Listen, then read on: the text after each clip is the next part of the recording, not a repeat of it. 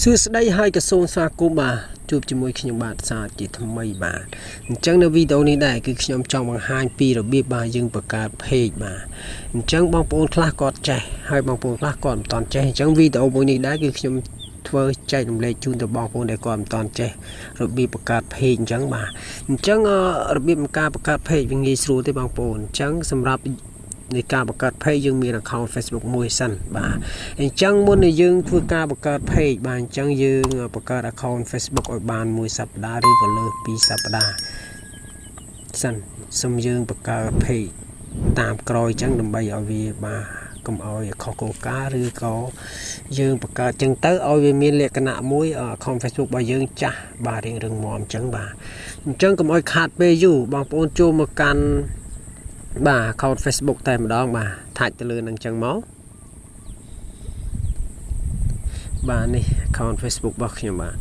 ទអញ្ចឹងបន្ទាប់ទៀតគឺបងប្អូនមើលកន្លែងមើលខាងស្ដាំដៃនេះកន្លែងត្រេ3នេះបាទហ្នឹងបាទបងប្អូនថាច់លើនឹងអញ្ចឹងទៅបាទហ្នឹងបងប្អូនកន្លែងហ្នឹងបងប្អូននេះកន្លែងហ្នឹងបាទអញ្ចឹងបងប្អូនថាច់ទៅលើនឹងអញ្ចឹងមកបាទបងប្អូនប៉ះលើនឹងអញ្ចឹងមកបាទថាច់ទៅលើនឹងអញ្ចឹងមកបាទបន្ទាប់ទៀតនេះបងប្អូនរកពាក្យថាបាទរកពាក្យថានេះ page នេះបងប្អូននេះបាទហ្នឹងបាទអញ្ចឹងបងប្អូនថាច់ទៅលើនឹងអញ្ចឹងមកបាទប៉ះទៅលើនឹងអញ្ចឹងមកបា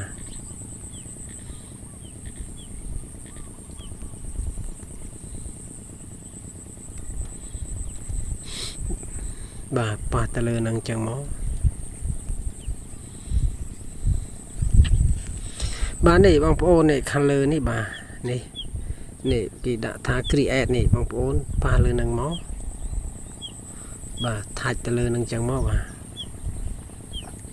បាទនេះកន្លែង create ហ្នឹងបាទហ្នឹងបាទនេះបងប្អូននេះ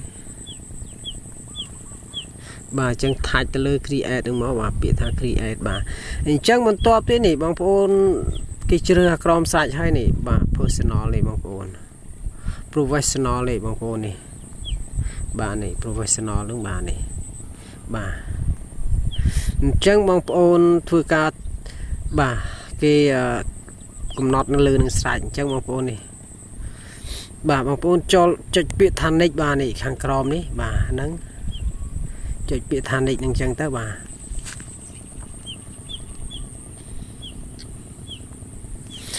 ទអញ្ចឹងបន្ទាប់ទៀតនេះបងប្អូនគឺយើងគេឲ្យយើងដាក់នេះឈ្មោះ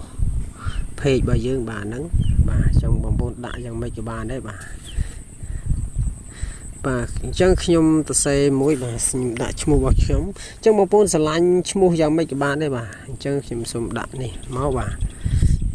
ខ្ញុំដាក់ឈ្មោះ page បាទ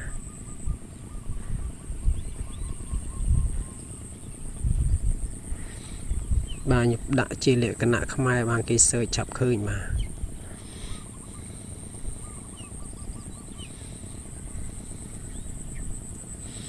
ខ្ញុំដាក់ថាបាទអតីតកាលចុះបាទអតីតកាលបាទខ្ញុំដាក់អញ្ចឹងបាទដាក់តែប៉ុណ្្នឹងទេបាទអតីតកាលនេះបងប្អូនដាក់យ៉ាងម៉េចក៏បានដែរបាទនេះជាបទបង្ហាញរបស់ខ្ញុំបាទអញ្ចឹងបន្ទាប់ពីយើងធ្វើការបាទដាក់ឈ្មោះរួចហើយអញ្ចឹងបងប្អូនបាទនេះចុចពាក្យថា next បន្តទៀតបាទប៉ះលើ next ហ្នឹងមកបាទថាច់លើនឹងអញ្ចឹងមកបាទអញ្ចឹងកន្លែងនេះគេឲ្យយើងជ្រើសរើស category អញ្ចឹងបងប្អូនដាក់ជ្រើសរើសយក3សិនមកបងប្អូនចាំយើងធ្វើការបាទតាមក្រោយកំណត់យកតាមក្រោយអញ្ចឹងយើងគេឲ្យយើងជ្រើសរើសយកបាទនេះបងប្អូនដាក់ប៉ះថាច់លើនេះបាទនេះបងប្អូននេះហ្នឹងបាទលើនឹងមួយមកបាទថាច់លើនឹងអញ្ចឹងមកបាទអញ្ចឹងយើងបាទវាអាប់ដេតថ្មីអញ្ចឹងយើងគេជ្រើសតែមួយសិនអញ្ចឹងបានទេបងប្អូនចាំយើងធ្វើការកែតាមក្រោយបាទបន្ទាប់ទៀតនេះបងប្អូនចុចពាក្យថានេះបងប្អូនចុចពាក្យថា create នេះតែម្ដងបាទនេះ បើពីមុនគេឲ្យយើងបាទជឿរើសដល់តែ3បាទអញ្ចឹងយើងធ្វើទៅតាមគោលការណ៍គេតែម្ដងបាទអញ្ចឹងបងប្អូនថាច់លើពាក្យថា create ហ្នឹងមកបាទ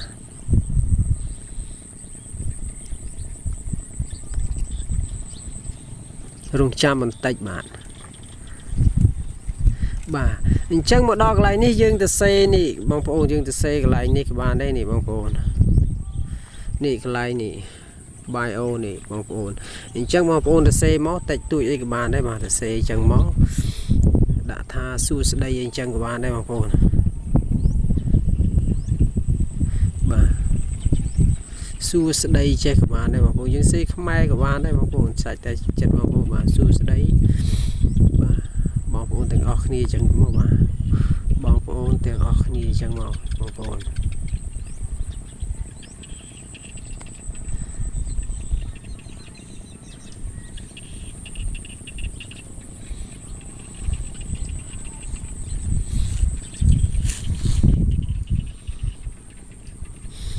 សួស្ដីបងប្អូន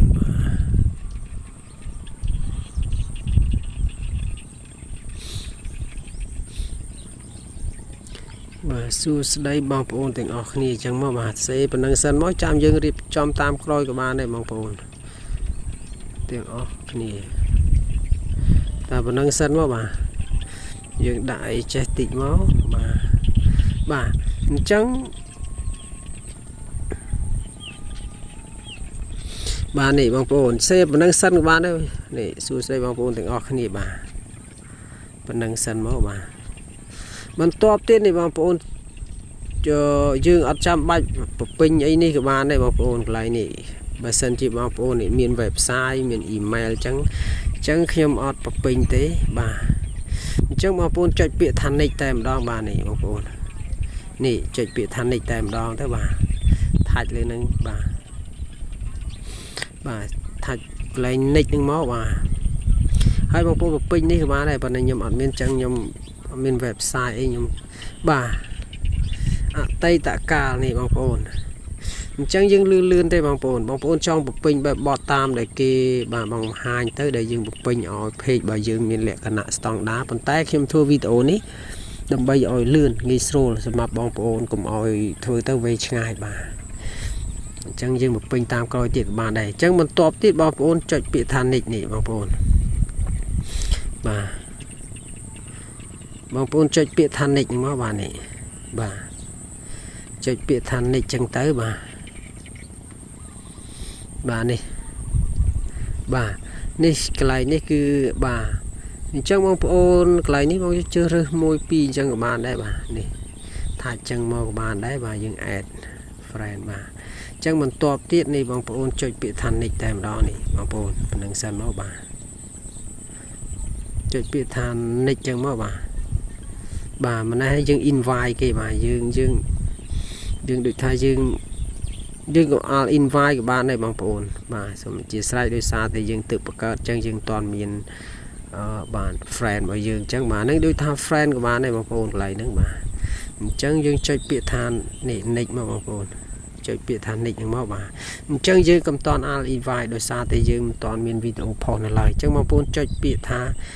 nick មកបងប្អូននេះបាទចុចកន្លែងហ្នឹងទៅចុចពាក្យថា nick ចឹងមកបាទ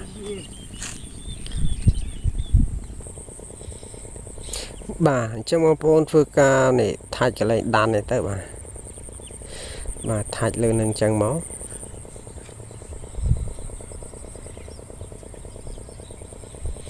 រងចាំបន្តិចបាទ